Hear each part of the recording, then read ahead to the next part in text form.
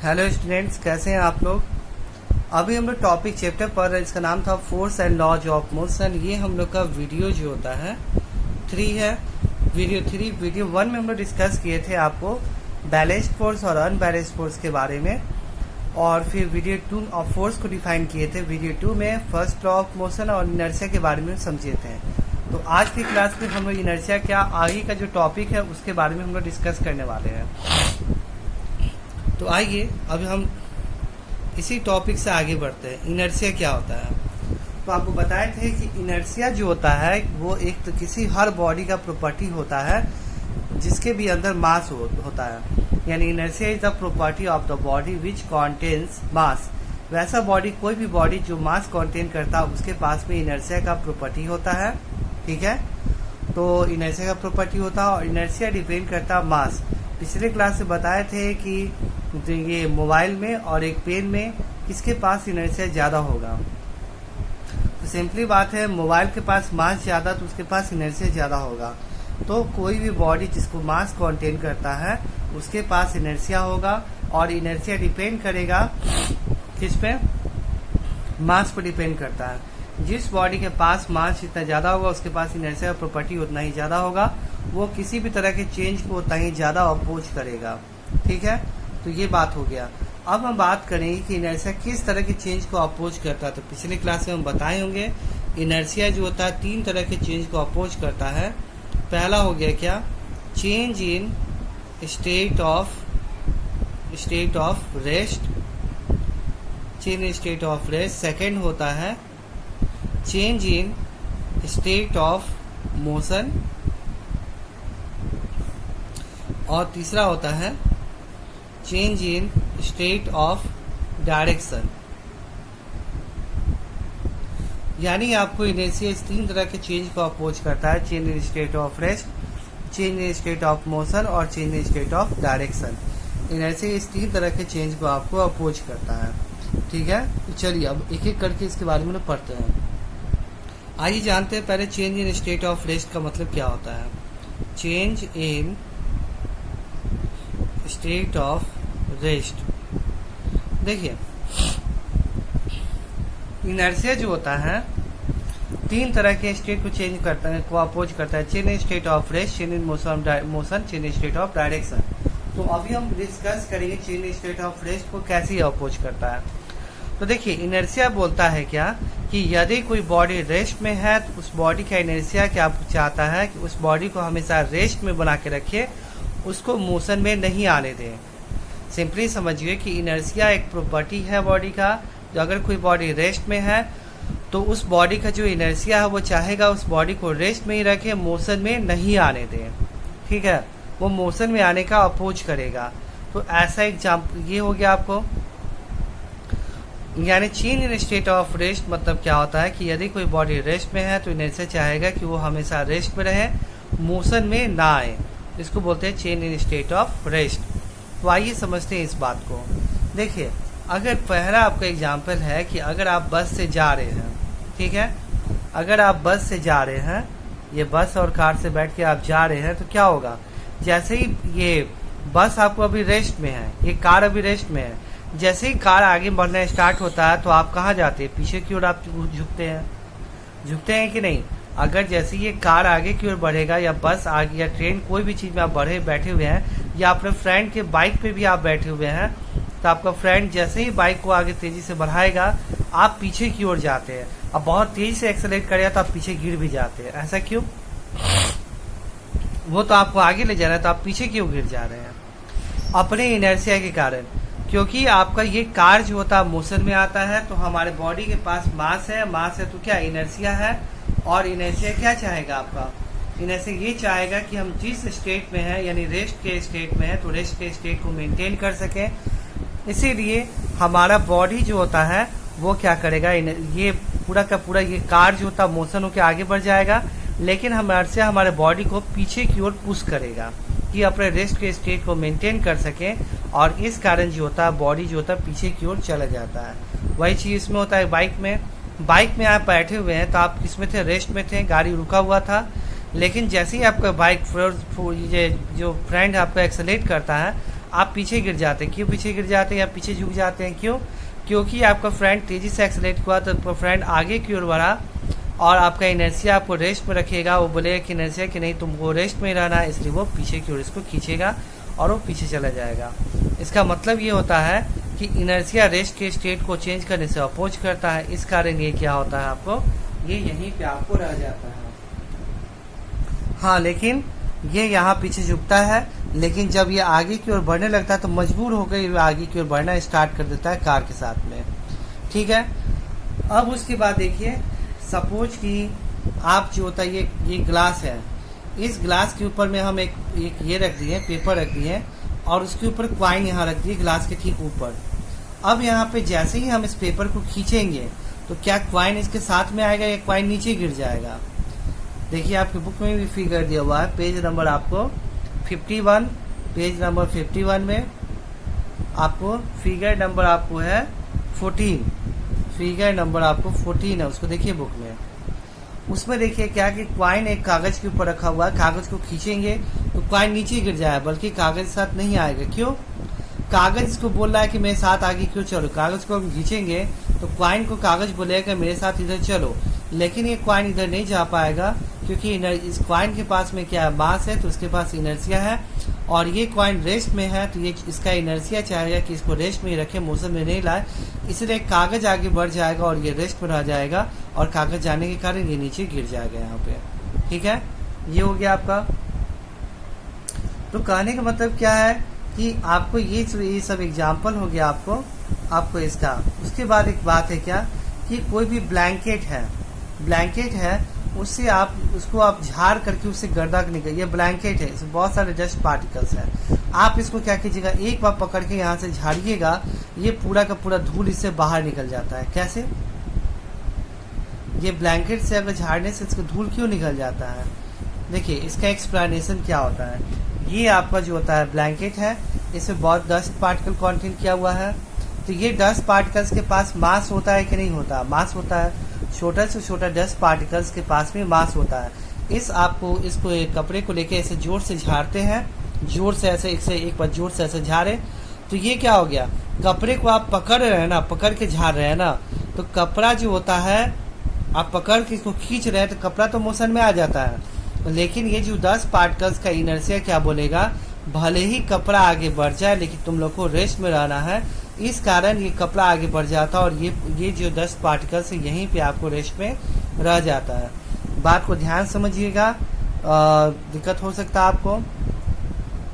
ये जो कपड़ा है ये डस्ट पार्टिकल्स कंटेन कर रहा है, तो कपड़े को जोर से पकड़ के हम खींचते हैं, जोर से पकड़ के खींचते हैं तो कपड़ा के पास भी इनर्शिया है, लेकिन इसको पकड़ के हम जोर से खींच रहे हैं तो मजबूरन कपड़े को आपको आगे बढ़ना पड़ता है। कपड़ा आगे बढ़ता है तो इससे जो भी डस्ट पार्टिकल्स होता है वो भी क्या होता है, बाहर निकल जाता है आपको, है कि नहीं? क्योंकि कपड़ा आगे बाहर निकल गया, लेकिन ये डस्ट पार्टिकल्स होता है उसके पास इनर्शिया होता है, तो वो जिस स्टेट में है उसी स्टेट में इनर्शिया उसको रखता है, इसीलिए ये इसी पोजीशन को मेंटेन करके रखता है, जबकि ये जो आपको है ये आगे बढ़ जाता है ऐसे।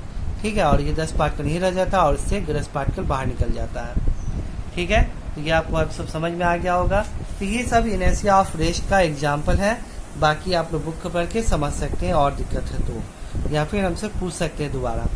नेक्स्ट है आप क्या, तो चेंज स्टेट ऑफ रेस्ट हो गया। नेक्स्ट है change in state of motion. Change in state of motion यानी कोई बॉडी अगर मोशन में है तो उसका इनर्शिया, पहले देखिए पहले क्या था कि यदि कोई बॉडी अगर रेस्ट में है तो इनर्शिया चाहेगा वह बॉडी हमेशा रेस्ट में रहे। ठीक है, लेकिन अब क्या है कि यदि कोई बॉडी मोशन में है तो आपका इनर्शिया क्या चाहेगा कि वो बॉडी हमेशा मोशन में रहे, रेस्ट में आपको ना आए।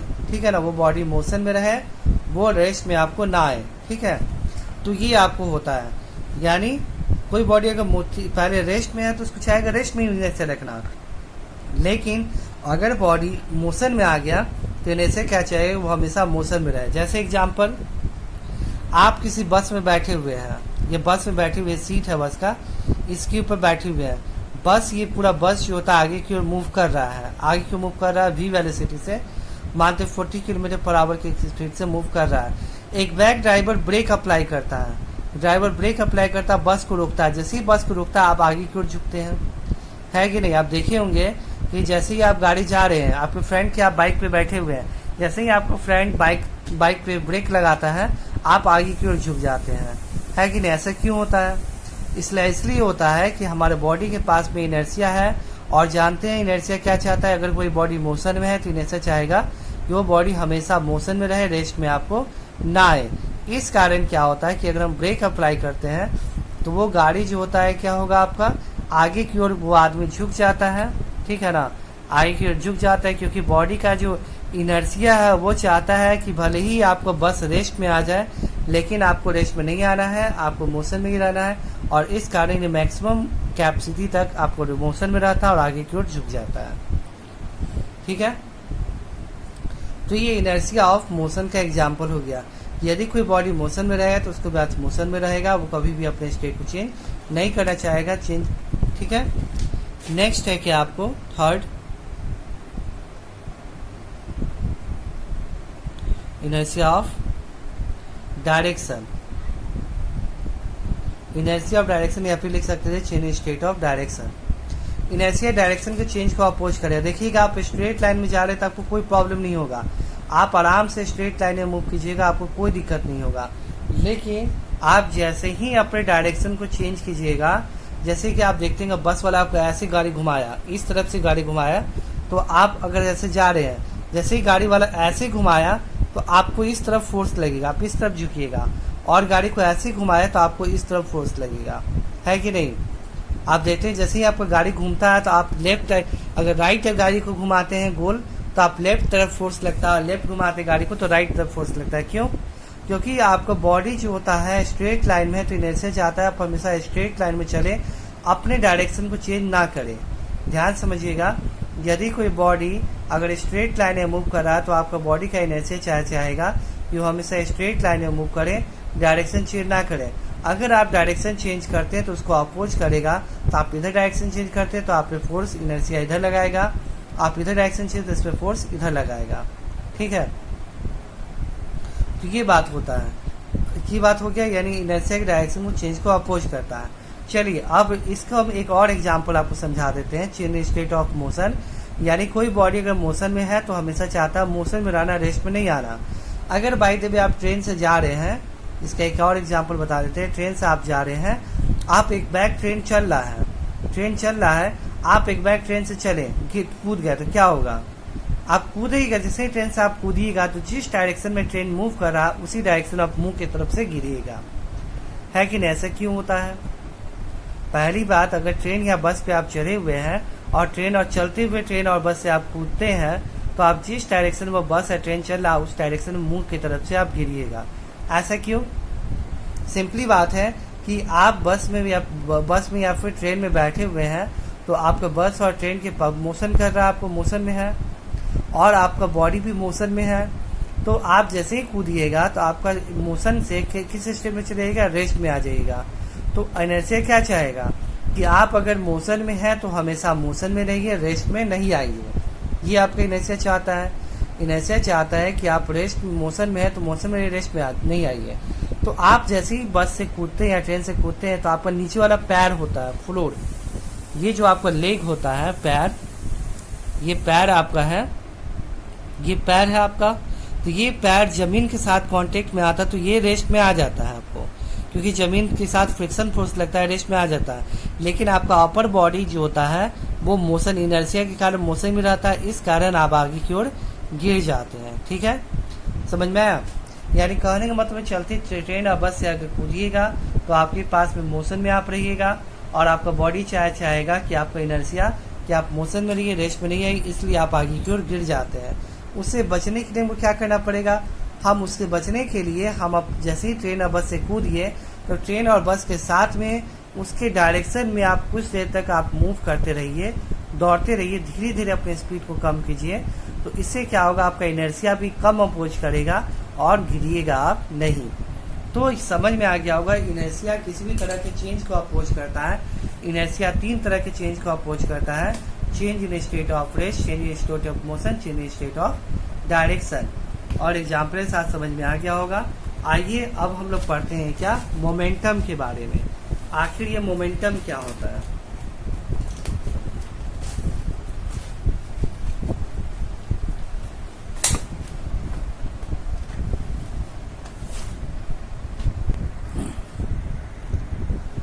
आइए अब हम लोग जानते हैं मोमेंटम के बारे में। मोमेंटम क्या होता है, देखिए the product of mass and velocity is called momentum.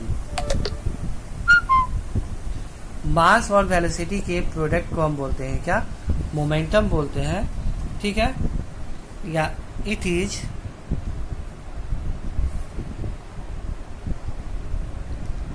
Denoted by P।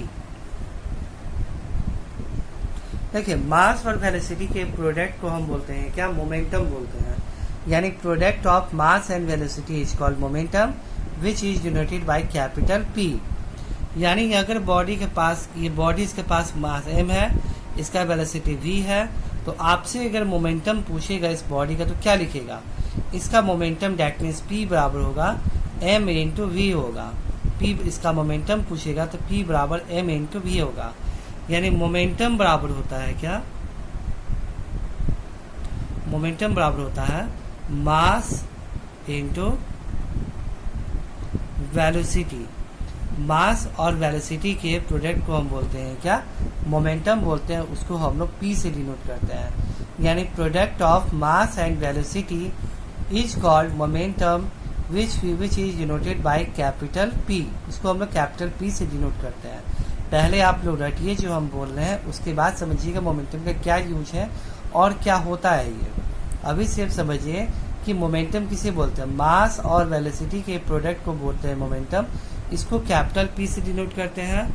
और ये मोमेंटम जो होता है वो आपका वेक्टर क्वांटिटी होता है, ये वेक्टर क्वांटिटी होता है। ठीक है, तो इसका डायरेक्शन क्या होगा, तो जो वेलोसिटी का डायरेक्शन होता है in the direction of its velocity. तो ध्यान रखिएगा, यहाँ पूछ रहा है, बोल रहे हैं क्या मोमेंटम क्या होता है। मोमेंटम आपका एक वेक्टर क्वांटिटी होता है। इस मोमेंटम का डायरेक्शन क्या होता है, जो आपका वेलोसिटी का डायरेक्शन होता है वही आपका क्या होता है, मोमेंटम का भी डायरेक्शन होता है। यानी मास और वेलोसिटी प्रोडक्ट को बोलते हैं मोमेंटम। इसको P से डिनोट करते हैं। और मोमेंटम का डायरेक्शन होता है क्या, जो वेलोसिटी का डायरेक्शन होता है वही मोमेंटम का भी डायरेक्शन होता है। ठीक है, और इसका SI यूनिट क्या होगा आपका, SI यूनिट। तो देखिए मोमेंटम बराबर होता है SI यूनिट ऑफ मोमेंटम। देखिए SP बराबर होता है m इंटू v। तो मास का SI क्या होता है kg और वेलोसिटी का मीटर पर सेकेंड। यानी इसका क्या होगा SI kg मीटर पर सेकेंड, और सेकेंड को ऊपर ले जाएंगे तो क्या होगा kg मीटर सेकेंड इनवर्स। ये इसका SI यूनिट होता है, याद रखिएगा। यानी मोमेंटम का SI होता है kg मीटर पर सेकेंड या फिर kg मीटर सेकेंड इनवर्स, ये इसका SI यूनिट होता है। ठीक है, अब बात करते हैं क्या, देखिए अब बात करते हैं इसके एप्लीकेशन के बारे में। नेक्स्ट है एप्लीकेशन ऑफ मोमेंटम। मोमेंटम का क्या एप्लीकेशन होता है, तो देखिए ध्यान से मेरी बात को एकदम समझिएगा तो समझ में आ जाएगा। मोमेंटम की क्या एप्लीकेशन है। मोमेंटम से कोई फर्क नहीं पड़ता है, मोमेंटम के चेंज से हमको फर्क पड़ता है। ठीक है, ध्यान सुनिए, मोमेंटम से हमको फर्क नहीं पड़ता बल्कि मोमेंटम के चेंज से फर्क पड़ता है। किसी बॉडी का मोमेंटम कितने समय में चेंज हो रहा है उससे हमको फर्क पड़ता है। ठीक है ना, किसी बॉडी का जो मोमेंटम है वो कितने समय में चेंज हो रहा है उससे हम लोग को फर्क पड़ता है। क्या फर्क पड़ता है, तो देखिए आप एक बात बताइए, ये बॉल है, इसको आपकी तरफ हम फेंके, बॉल का स्पीड था 20 मीटर पर सेकेंड, आपकी तरफ फेंके, आप यहाँ पे बॉल को तुरंत कैच कर लिए, हाथ में, हाथ से पकड़ के तुरंत ये कैच कर लिए और यहीं पे बॉल को रोक दिए। इस पॉइंट पे बॉल को पकड़े और रोक दिए यहीं पे, यानी बॉल को पकड़े और हाथ में बॉल को पकड़े यहीं पे रुक गया। और एक कंडीशन में बॉल को ऐसे पकड़िए और हाथ को पीछे ले जाइए, ठीक है। जैसे कि सेकंड कंडीशन देखिए, यही बॉल है, उसको 20 मीटर पर सेकेंड से फेंक रहे हैं और ये बॉल को हाथ कैच किया, मेरा ये हाथ कैच किया, लेकिन ये यहाँ से यहाँ के बीच में धीरे धीरे इसके स्पीड को कम किया, यानी स्पीड को कम करने के लिए ए से बी पे ले गया, धीरे धीरे स्पीड को कम किया। यहाँ पे तुरंत जो होता है बॉल को रोक दिया, जबकि यहाँ पे क्या हो रहा है, ए से बी में धीरे धीरे स्पीड को ले गया, ठीक है। तो यहाँ पे दोनों में क्या अंतर है, आप बताइए कैसे आप बॉल को पकड़ना पसंद कीजिएगा। बॉल आपकी तरफ हम फेंकते हैं, आप तुरंत बॉल को पकड़ के तुरंत रेस्ट में रखना पसंद कीजिएगा, या बॉल को पकड़ के उसको हाथ को थोड़ा पीछे ले जाना। तो आप देखिएगा कि यदि आपकी तरफ बॉल को फेंकिए, आप तुरंत बॉल को पकड़ के वहीं पर रुक गए तो आपके हाथ पे चोट लगेगा, हाथ लाल हो जाएगा। लेकिन उसी बॉल को पकड़ के हाथ को पीछे आग बगैर ले जाते हैं तो उस केस में आपको चोट कम लगेगा। ऐसा क्यों? दोनों में बॉल का दोनों कंडीशन है, बॉल का स्पीड सेम है, यहाँ भी 20 मीटर पर सेकेंड, यहाँ भी 20 मीटर पर सेकेंड है। दोनों में आप ही का हाथ है, यहाँ भी आप ही पकड़ रहे हैं, यहाँ भी पकड़ रहे हैं, लेकिन यहाँ पे चोट आपको ज्यादा लगेगा, यहाँ पे चोट आपको कम लगेगा। ऐसे क्यों? तो देखिए, पहले इसका स्पीड था 20 मीटर पर सेकेंड, ठीक है। मान लेते इस बॉल का मास होगा 1 kg, इस बॉल का मोमेंटम क्या होगा 20 × 1 यानी 20 kg मीटर पर सेकेंड। इस बॉल का जो मास है वो स्पीड 20 या मास 1 kg, इसका मोमेंटम 20 मीटर पर सेकेंड। आप यहाँ से पकड़े, जब पकड़ने वाले थे जस्ट पहले भी इसका मोमेंटम क्या होगा 20 kg मीटर पर सेकेंड, लेकिन आप क्या किए, पकड़ के तुरंत इसको रोक दिए, यानी इसका मोमेंटम पहले की तरह पी आई मतलब इनिशियल, पी मतलब मोमेंटम, आई फॉर इनिशियल, ये इनिशियल मोमेंटम है। पहले इसका इनिशियल मोमेंटम था 20 मीटर पर सेकेंड, आप पकड़ती है इसका फाइनल मोमेंटम क्या बदल दिए, 0। बॉडी रुक गया तो इसका फाइनल मोमेंटम क्या हो गया, 0 हो गया। यानी कहने का मतलब क्या है कि बॉडी पहले स्पीड था 20 मीटर पर किलोमीटर पर सेकेंड, इसका मोमेंटम था, यहाँ से चला था, तो आप उसके तुरंत मोमेंटम को कर दिए 0। तो यहाँ देखिए, आप बॉल को पकड़े और तुरंत वो रेस्ट में ला दिए, यानी मोमेंटम उसके तुरंत 0 कर दिए। ध्यान से मेरी बात को सुनिएगा तो समझ में आएगा। फिर से सुनिए, शुरुआत में कोई बॉल आपकी तरफ आ रहा है, उसका मोमेंटम है 20 kg मीटर पर सेकेंड। आप बॉल को जैसे ही पकड़े तुरंत उसका मोमेंटम हो गया क्या, 0। तो 20 kg मीटर पर सेकेंड से 0 होने में समय कितना लगा आपको, बहुत कम समय लगा, नैनो ऑफ सेकेंड लगा आपको, ठीक है। लेकिन अब देखिए यहाँ पे सेकेंड कंडीशन में, ये यहाँ पे भी मोमेंटम, इसका मास 1 kg है, 20 kg मीटर पर सेकेंड इसका मोमेंटम होगा। यहाँ पे जब आया, यहाँ पे मोमेंटम 20 kg मीटर पर सेकेंड होगा, लेकिन इसका मोमेंटम यहाँ जब ए से बी के बीच में, ए पे इसका मोमेंटम था 20 kg मीटर पर सेकेंड, बी पे आया तो इसका मोमेंटम हो गया क्या आपका 0। ए पे इसका मोमेंटम था 20 kg मीटर पर सेकेंड, जब बी पे आया तो इसका मोमेंटम हो गया क्या आपको 0। तो आपको 20 से 0 होने में समय कितना लगा, कुछ समय ज्यादा लगा ना, इसके कंपेयर में कुछ समय ज्यादा लगा। मान लेते हैं कि 20 में यहाँ पे 1 सेकेंड लग गया, लेकिन यहाँ से यहाँ मान कितना लगेगा, मान तो 3 सेकेंड लगेगा, है कि नहीं। तो ऊपर में आपको 20 kg मीटर पर सेकेंड मोमेंटम से 0 होने में 1 सेकेंड लगा, जबकि यहाँ पे 20 kg मीटर पर सेकेंड से 0 होने में 3 सेकेंड लगा। तो मोमेंटम चेंज जो यहाँ पे हो रहा है वो कम समय में हो रहा है, इसलिए फोर्स क्या लग रहा है आपके ऊपर में, ज्यादा अप्लाई हो रहा है। जबकि यहाँ पे मोमेंटम ज्यादा समय में चेंज हो रहा है, इसलिए फोर्स आपको कम अप्लाई हो रहा है। इस एक्सपेरिमेंट में क्या समझ में आया, इससे ये समझ में आया कि यदि किसी बॉडी का मोमेंटम कम समय में चेंज होता है, उस बॉडी के ऊपर फोर्स ज्यादा अप्लाई होता है, ठीक है। ध्यान सुनिए, यदि किसी बॉडी के मोमेंटम में कम समय में चेंज होता है तो उस पर फोर्स ज्यादा अप्लाई होता है, जबकि किसी बॉडी पे मोमेंटम कम समय में चेंज होता है, उस पर फोर्स आपको ज्यादा अप्लाई होता है। लेकिन किसी बॉडी का मोमेंटम ज्यादा समय में चेंज होता है तो फोर्स कम अप्लाई होता है। तो आप बॉल को पकड़ के तुरंत रोक दिए, तुरंत उसके मोमेंटम को आप जीरो कर दिए, इसलिए इस हाथ पे आपके फोर्स ज़्यादा लगेगा। जबकि उसके बॉल पकड़ के अगर पीछे आप ले जाइएगा तो बॉल का जो मोमेंटम होता वो फिर भी जीरो होगा, लेकिन जीरो होने में समय ज़्यादा लगेगा, इसीलिए आपके ऊपर फोर्स कम लगेगा। यानी मोमेंटम चेंज होने में समय ज़्यादा लगेगा तो फोर्स कम अप्लाई होगा, फोर्स समय कम लगेगा तो फोर्स ज़्यादा अप्लाई होगा। जैसे कि आप जो होता है, देखिए एक एग्जांपल, बेस्ट एग्जांपल आपको बता रहे हैं।